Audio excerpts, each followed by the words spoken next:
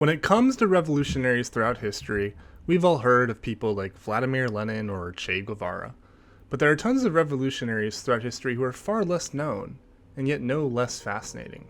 And August Willich is the perfect example. Born in Braunsberg province of East Prussia in 1810, Willich's father, Johann George, a captain of the 100th Hussars in the Napoleonic Wars, was killed when August was only 3. August was raised in the house of the influential philosopher Friedrich Schleiermacher and followed in similar footsteps as his father, going on to join the military, but in his case as an officer of artillery. However, in November 1847 at the rank of captain, Willich resigned from the military in protest against the Prussian government's repression of its citizens. Unfortunately, his letter of resignation was apparently so inflammatory that he was tried by a court-martial, before subsequently being found innocent and allowed to finally resign. But less than 2 years later, in 1848, a series of revolutions shook Europe. You might recognize this painting from the time period, which is a portrayal of the revolution that happened in France. Or one of the many, many revolutions that happened in France anyways. The biggest of these revolutions occurred in Prussia itself, where August Willich took command of a corps of men during the uprising that eventually grew to 30,000 men strong, and in which the influential socialist thinker Friedrich Engels served as Willich's advisor. The revolution, however, was quickly and easily crushed by the Prussian army, since, as happened in the revolutionary movements throughout Europe, the more moderate goals of the middle class, which simply desired a more democratic form of government in which they could participate, came into conflict with the more radical goals of the working class, which desired far more far-reaching reforms. The surviving revolutionaries fled across the world, many to America. Willich himself emigrated to London, where he earned his living as a carpenter as he tried to rekindle the revolution and find ways to help support his fellow exiled comrades. He also became active in the left-wing political movement there, where there quickly emerged two schools of thought, one amongst people like Willich, and the other led by a young German graduate of the University of Berlin and founder of the ideology of Marxism, Karl Marx. To simplify the conflict between the two men, while Karl Marx wanted to establish a workers' movement for some time in the future, men like Willich believed that future insurrections should be established and participated in as soon as possible. Things quickly got very heated. Pamphlets defaming one another were written back and forth between them, and the conflict was also a personal one, as Willich apparently kept trying to sleep with Karl Marx's wife, Jenny. At a certain point, Willich eventually met up with fellow revolutionary Emmanuel Barthélemy. Willich and Barthélemy, along with others who adhered to Willich's school of thought, began a plot to assassinate Karl Marx, effectively for not being radical enough. Instead of assassinating him, however, Willich eventually decided to go the more honorable route and publicly challenged Marx to a duel instead. Marx, however, declined. Look, I'm not going to hate on Marx. If I had effectively my own sugar daddy in Friedrich Engels who paid me to spend my life writing world-changing ideas down, I'd probably be pretty remiss to give that up to get shot in some pointless duel, too. But you have to respect the guts of Willich, though, who himself had given up a life as a military officer and noble just because he personally disagreed with the policies of the country he fought for, and now was willing to die on behalf of his political cause. And maybe so he could get to sleep with Marx's wife, but that's another story. I do kinda get it, though. I mean, she was quite a looker. And whoever said commies didn't get the girls? In any case, back on track. Konrad Schramm, a follower of Marx, challenged Willich in order to defend Marx's honor, and Willich agreed. The duel took place in Belgium since they were outlawed in England. The two men took 10 steps, turned, pulled their pistols, and shot. Konrad Schramm was hit in the head but survived. Willich, who was unharmed, fled to Ohio, where he first worked as a carpenter again, and then as a coastal surveyor, before he opened the first daily labor paper in the US, the Cincinnati Republicaner. Boy, there's a lot of words right there.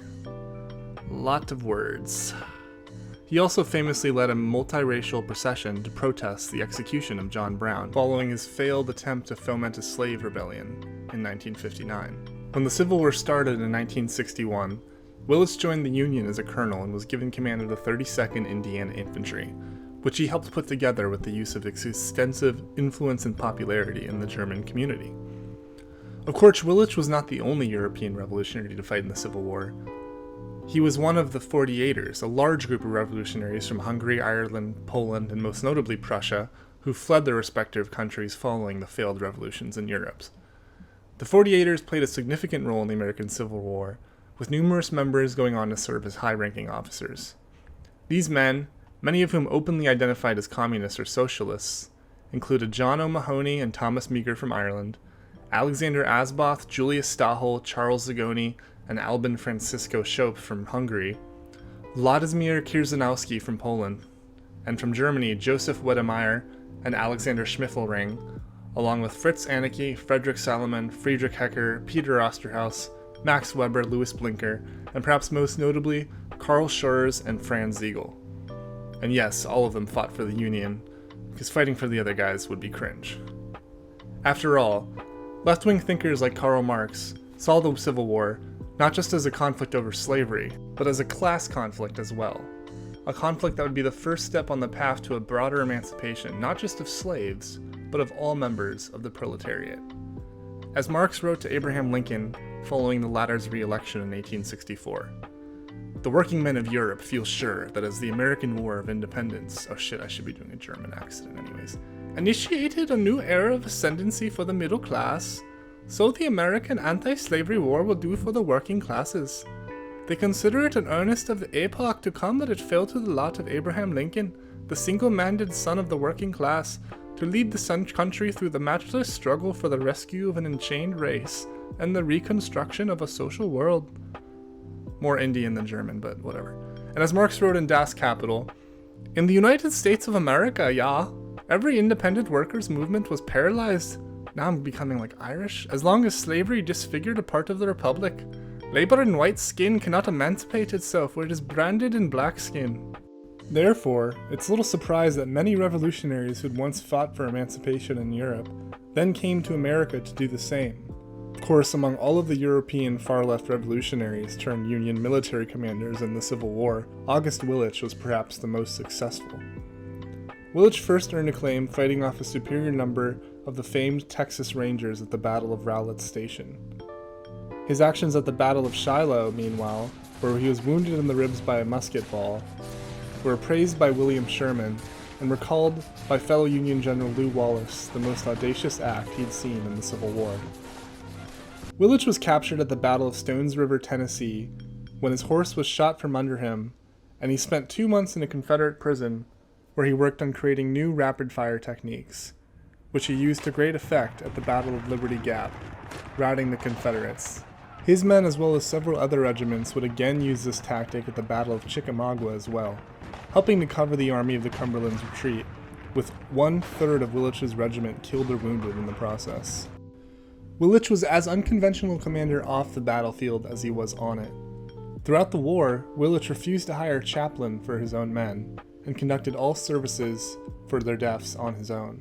He also tried to keep the culture of his largely German regiment distinctly German so as to maintain his men's pride in their origins. He even had a publicized argument with William T. Sherman, great guy by the way, really nice guy, loved Indians, that's for sure, about whether his men should be able to keep drinking beer on the campaign, which was a German thing, I guess?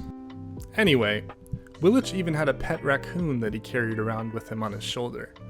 I couldn't find a name for it for some weird reason, but I personally like to call him Mr. Tingles. Speaking of naming things, Willich's men, who were apparently very fond of him, called him Papa. Willich, in turn, called his men my little children or his fellow citizens.